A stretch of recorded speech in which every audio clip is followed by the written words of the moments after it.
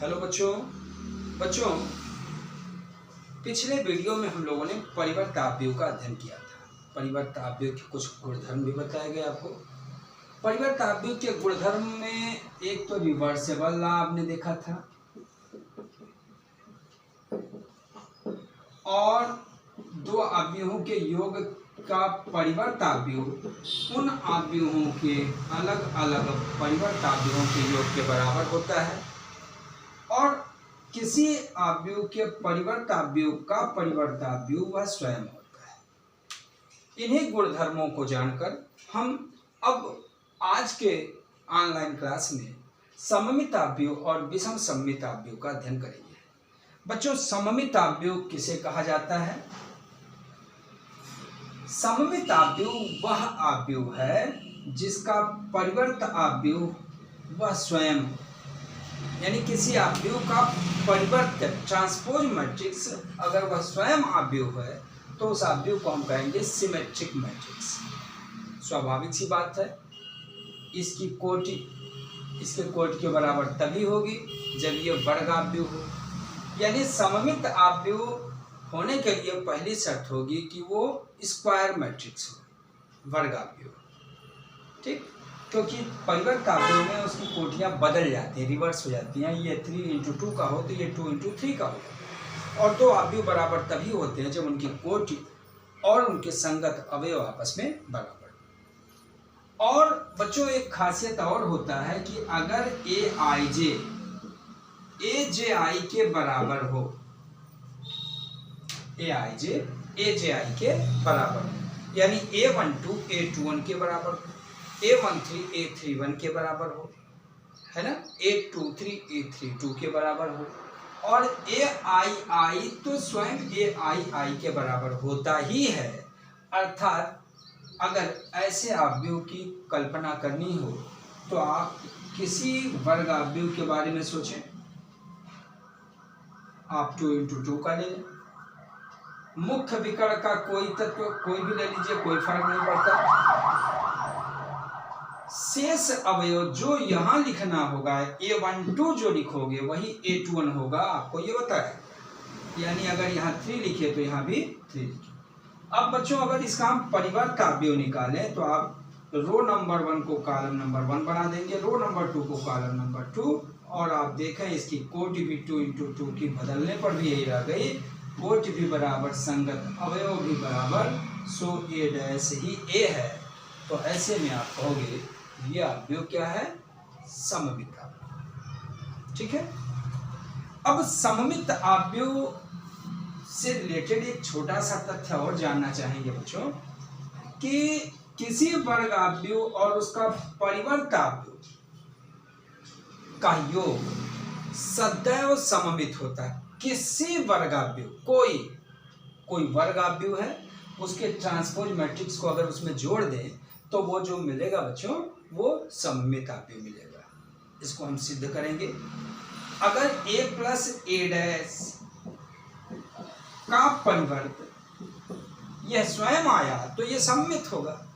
अब देखो, A+B का परिवर्त आपने देखा था, इसका परिवर्त और इसका परिवर्त अवयव के योग के बराबर होगा।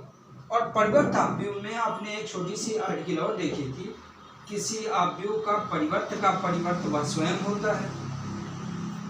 सो इसको आप योग का क्रम विनिमय नियम आपने देखा था कि अवयव में A+B B+A के बराबर होता है।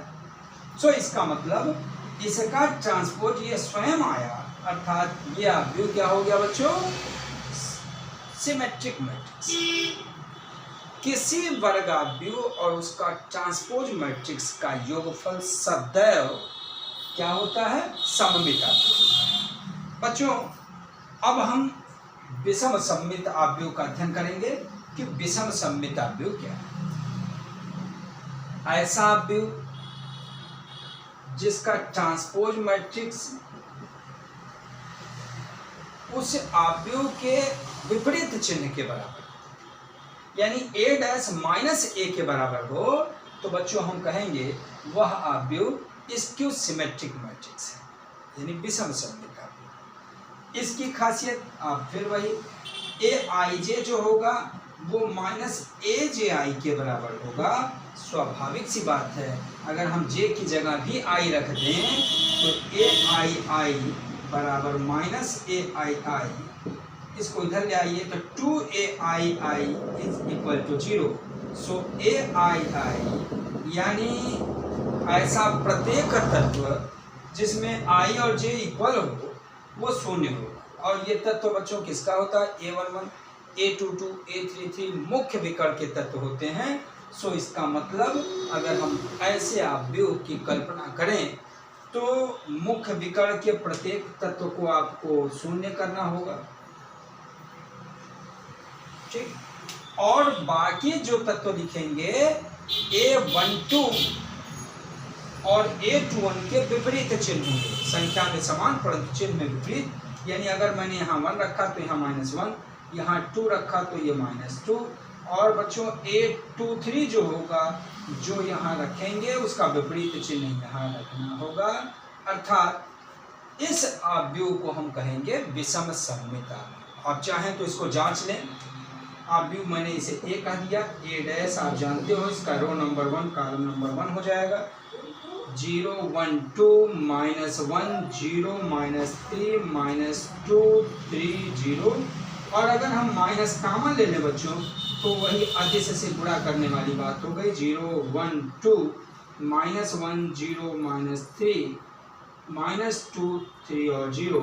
आप चाहें तो जांचें, आपको जांचने पे मिलेगा कि a डैश -a के बराबर है, क्योंकि ये ब्रैकेट में लिखा हुआ आप देख लें। 0 1 2 0 1 2 -1 -2 0 3 -3 0।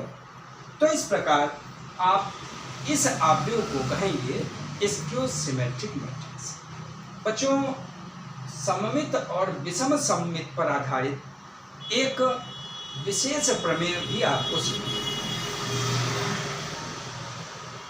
किसी वर्ग आव्यूह को हम एक सममित और एक विषम सममित आव्यूह के योग के रूप में प्रकट कर सकते हैं। यह बड़ा ही उपयोगी प्रमेय है, इसके बारे में आपको अध्ययन करना होगा। किसी वर्ग आव्यूह, सपोज किया आपने वह स्क्वायर मैट्रिक्स ए है, ए को मैंने 1/2 × 2a लिख दिया। आप जानते हो आव्यूह के प्रत्येक तत्व में 2 का गुणा कर दें और 2 का भाग कर दें तो कोई परिवर्तन नहीं। 1/2 2a को a + a लिख दिए। आपने यहाँ a डैश जोड़ दिया और यहाँ a डैश घटा दिया। स्वाभाविक सी बात है, इनको अलग अलग करने पर आपको मिलेगा बच्चों, ठीक है। एक बार फिर से चाहे तो समझ लें। 2a को a + a लिख दिए, एक में a डैश जोड़ दिया, एक में a डैश घटा दिए, इन दोनों पे अदिश का वितरण कर दिया, ये और ये हो गया। आपको पिछले तथ्य में मैंने बताया था a + a डैश किसी वर्ग आव्यूह और उसका परिवर्त आव्यूह को जोड़ें तो योगफल सदैव सममित और ये सदैव विषम सममित आव्यूह होता है। अर्थात बच्चों ने आपने देखा प्रत्येक वर्ग आव्यूह को हम एक सममित और एक विषम सममित आव्यूह के योग के रूप में लिख सकते हैं। बच्चों इस तरह के अन्य प्रश्नों पर आपको अभ्यास करना होगा। जो प्रश्न आपको नहीं आएगा आपको अगली वीडियो में उपलब्ध करा दिया जाएगा उसका सलूशन। Thank you.